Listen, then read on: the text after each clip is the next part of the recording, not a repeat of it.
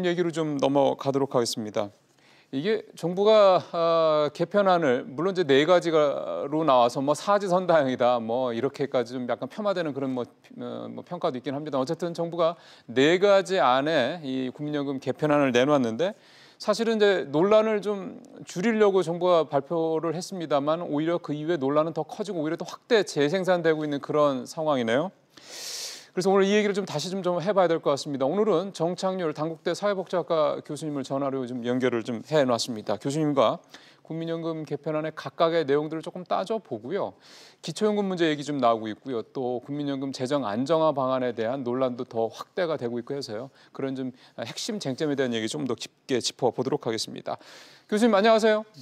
네, 안녕하세요. 예, 일단은 네 가지 안에 대해서 교수님 개인적으로 네 가지 중에서 뭐 이를테면 몇 번째는 나는 좀 비교적 좀 괜찮다 이렇게 혹시 생각되시는 부분이 있습니까? 글쎄요, 뭐 아까 그 사회자님도 뭐 사지선다식 다르게 말씀하셨는데 네. 기본적으로는 모두 좀 적절하다고 보기는 좀 어렵습니다. 뭐 굳이 네 개가 하나를 다요. 얘기하자면 저는 4만 정도가 조금 낫다고 이렇게 생각이 드는데요. 지금 뭐 다 그렇게 예. 100% 이렇게 만족할 만한 대안은 아니라고 봅니다. 지금 교수님 말씀하신 중에 저희가 화면에 이번에 그 예. 네 가지 안을 다 띄워놨는데요. 지금 교수님이 예. 3안을 말씀하셔서 3안을 제가 잠깐만 읽어보겠습니다. 예. 45% 소득 대체율 지금보다 5% 지금 현재 유지를 하는 거죠. 줄이지 않겠다라는 거고 예. 그 다음에 보험료율은 12%까지 올리겠다. 그러니까 보험료를 올리고 그 다음에 소득 대체율은 네. 지금 수준을 유지한다. 이 내용이거네요. 예, 그렇습니다. 그러면 교수님 왜 3안이 그나마 네 개 중에서는 제일 낫다라고 보신 이유가 있으실 것 같습니다. 1안과 2안은요, 사실상 국민연금에 대해서는 손을 하나도 안 대겠다는 거거든요. 그런데 1안과 지금 지난 8월에 재정 추계 결과가 나와서 기금 고갈이 3년 정도 당겨지는 걸로 나타났는데, 그렇죠. 그 부분에 대해서 아무런 그 문제 의식이 대안에 담겨 있지 않는다라는 점이 제일 큰 문제라고 봅니다. 예. 그리고 이제 4안의 경우에는 소득 대출 50%라는 것은 일부 학자들도 이렇게 얘기를 하고 있기는 하지만 예. 이거는 전체 우리나라 기초연금이나 퇴직연금 등의 다른 노후 소득 보장과 함께 살펴보면서 네. 적정한 우리나라의 노후 소득 대출이 어느 정도인지를 얘기하고 나서 해야 되는 얘기지 좀 성급한 그런 면이 있다고 봅니다.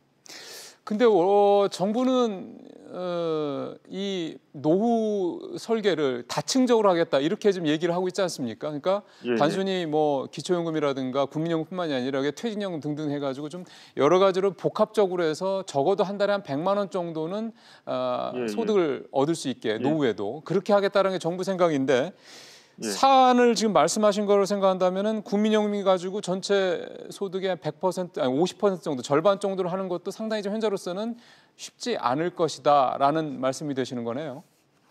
그렇죠. 그러니까 그 사안 같은 경우에 50%라고는 하지만 이게 40년을 가입했을 때의 얘기인데 그렇죠. 40년을 가입하는 거는 사실은 굉장히 아주 드문 케이스이기 때문에 그거를 기준으로 얘기할 수는 없는 상황입니다. 다만 우리나라의 이 국민연금의 이 명목상 소득 대체율 자체가 서구 국가들에 비해서 크게 낮지는 않거든요.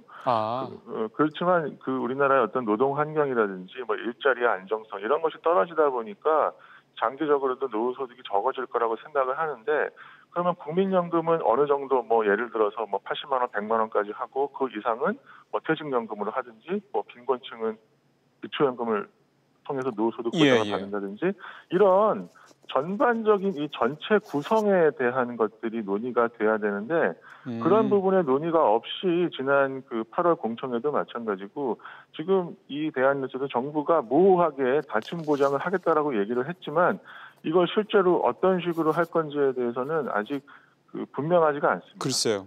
지금 교수님이 지적하신 바로 그 부분 그러니까 왠지 정부가 한두 가지 얘기하면 논란이 깊어질 수 있으니 쭉 펼쳐놓고 약간은 이제 여론의 눈치를 보는 게 아니냐 이런 그러니까 책임을 약간 좀 피하려는 게 아니냐 이런 지적이 나오는 게 좀 그 부분 때문인가 보군요.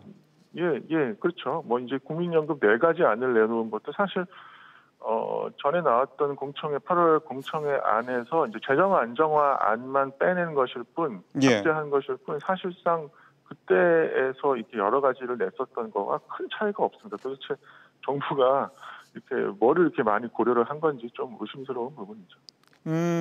기초연금 얘기를 여쭤보지 않을 수가 네. 없습니다. 조금 전에 교수님도 지적을 하셨던 부분이긴 한데 기초연금을 네. 지금 현재 25만 원을 이제 30만 원을 올리고 나중에 이제 40만 원까지 올리겠다라는 게 지금 정부가 이번에 내놓은 개편안의 주요 내용 중에 하나인데 결국 이제 네. 기초연금이라는 거는 정부 세금에서 나가는 거잖아요. 그렇죠. 그러다 예. 보니까 이 부담을 결국은 뭐 후세대가 젊은 세대가 다 끌어안게 되는 게 아니냐라는 그런 지적들이 굉장히 좀 많습니다. 어떻게 보십니까? 그러니까 이 안 중에서 기초연금을 40만 원으로 올리겠다는 건 이 안의 얘기인데요. 네, 나머지 네. 안들은 다 이제 30만 원, 이제 현재는 25만 원인데 이제 30만 원으로 이제 조만간 30만 원 올라가는 걸 얘기를 하는 거고요. 근데 이 기초연금 제도는 사실은 뭐 중요합니다. 우리나라의 노인 빈곤 제도가 현재 아주 심각하기 때문에 그렇죠.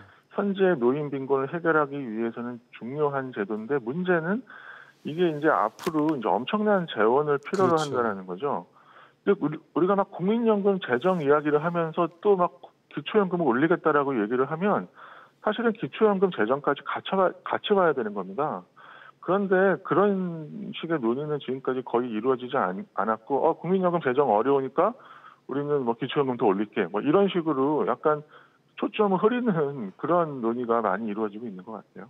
그렇군요. 우리도 선진국처럼 결국은 부과제로 가야 되는 거 아니냐가 다시 말씀드려서 이제 이렇게 돈을 모아서 그거를 나눠주는 방식은 이제 한계가 분명하니 소위 말해서 고갈 얘기죠. 고갈이 될 게 분명하니 네. 예. 우리도 이 현재의 적립식과 부과제를 같이 하는 방식 아니면 나중에는 결국 부과제로 갈 테니까 그렇게 가는 방식을 감안해야 되는 게 아니냐 이런 주장도 나오는데요. 교수님께서는 예. 어떻게 보십니까? 그 부분은. 그런데 이제 사실은 우리가 조금 대부분의 선진국은요 거의 예외 없이 공적연금은 기금을 하나도 쌓아놓지 않고 있습니다. 우리나라 경우에 지금 보험료 수입이 전혀 없어도 한 10년에서 15년 정도 급여를 지급할 정도의 수준으로 기금을 쌓아놓은 건데 네. 이거는 사실 거의 전 세계에서 이제 아주 예를 찾아보기 어려울 정도로 큰 이제 기금을 이제 축적하고 있는 건데요. 네. 사실은 이거는 우리가 참 미래를 위해서 준비를 잘 해놓은 부분이라고 볼 수 있습니다. 그렇죠. 네. 그건 분명한데 이제 문제는 이제 우리나라의 이 고령화 속도가 이제 너무 빠르다라는 거죠. 우리나라 지금 통계청의 그 예상을 봐도 2060년이 되면은 65세 이상 노인의 비중이 40%를 넘을 거라고 지금 예상이 된단 말이에요. 예. 그런 상태에서 이제 부가식으로 전환된다는 얘기는 미래 세대한테 큰 부담을 안겨줄 수밖에 없습니다. 그러니까요. 그렇기 때문에 우리가 어떤 식으로든지 이 기금이 이제 소진되지 않도록 노력하는 것이 중요하고 보험료 인상이 대단히 어렵다라면 다른 방안, 재정을 투입한다라든지 아니면 국민연금 보험료에 부가소득 상한이 있거든요. 네. 그거를 올린다든지 다양한 방법을 통해서 이거를 해결하려고 노력을 해야지. 국민연금 보험료도 올리기 어렵고 뭐 다른 나라들도 부가식 하니까 우리도 부가식으로 가면 돼. 이런 접근은 굉장히 무책임한 그런 접근이 될 수 있다는 우려가 있습니다. 그러니까 결국 이제 유례 없이 속도가 빠른 우리나라의 고령화 속도라든가 네. 그다음에 좀 전에 말씀하셨던 또 우리가 세계에서 가장 이 적립된 금액이 GDP 대비해서 가장 많다는 어떤 우리만의 예. 특징, 그러니까 우리만의 어떤 상황을 고려한 그런 이 국민연금 대책이 필요하다는 말씀인 건데. 예, 맞습니다. 제가 좀 교수님 또 어렵게 저희가 전화 연결을 했으니까 교수님이 생각하시는 이 국민연금 재정 안정이라든가 이 국민연금에 대한 국민들의 불안을 조금이라도 좀 낮출 수 있는 그 방안이 있다면 뭐가 있을까요? 근데 저는 지난 금요일에 정부의 방안 중에 그래도 뭐 불가피하고 국민을 좀 안심시킬 수 있었던 게 그 지급 보장을 명문화하는 거라고 봅니다. 예. 제가 사실은 몇 년 전에만 해도 지급 보장 얘기를 들으면 그런 거는 별로 의미가 없다. 어차피 주는 건데 왜 그러냐 이렇게 생각을 했는데 마치 정말 동쪽에서 해가 뜨는 거를 사람들이 믿지 못할 만큼 이 국민연금에 대한 신뢰가 낮은 상태이기 때문에 지급 보장 명문화를 한 것이 일단은 저는 중요한 신뢰 구축의 중요한 출발점이라고 보고요. 저는 개인적으로는 이 국민연금의 신뢰는 조금만 더 시간이 지나면 더 높아질 거다라고 봅니다. 왜 그러시죠? 왜냐하면 우리나라 건강보험 같은 경우에는 똑같이 사회보험제도인데 사람들이 매년 보험료율이 올라도 물론 뭐 해피하지는 않지만 보험료율이 오르는 게 네. 그래도 사람들이 그 흔쾌히 보험료 인상을 받아들이거든요. 그게 왜 그러냐면 나와 내 가족이 건강보험을 통해서 이제 혜택을 보고 있다는 걸 우리가 알기 때문에 그렇습니다. 예. 근데 이 국민연금 제도라는 거는 이 공적연금이라는 게 성숙하는데 30년, 40년이 걸리거든요. 그렇죠. 근데 이 우리나라 국민연금 같은 경우에 88년에 도입이 됐지만 실제 전 국민이 가입하게 된 거는 99년부터라서 아직 20년이 채 안 됐습니다. 그러니까 아직까지 이 국민연금을 제대로 받고 있는 사람이 별로 없는 거죠. 그러니까 뭐 뉴스 뭐 어떤 기사 같은 것도 보면 뭐 150만 원까지 받는 사람이 있지만 아직은 별로 없고요.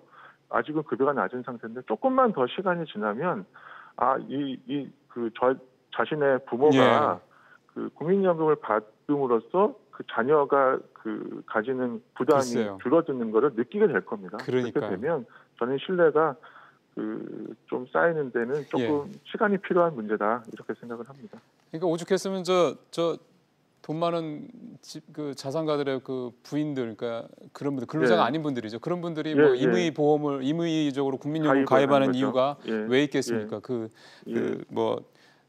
돈 버는 거 잘 아시는 분들이 그런 정도니까. 어쨌든 말씀하신 대로 본격적으로 이제 한 5, 6년 있으면 지나서 국민연금의 중요성이 좀 더 부각이 되면 아마 이런 논란은 아예 없을 수도 있다라는 말씀이 되게 와닿네요. 교수님, 교수님 말씀 잘 들었습니다. 당국대 정창률 교수와 국민연금 얘기 나눠봤습니다.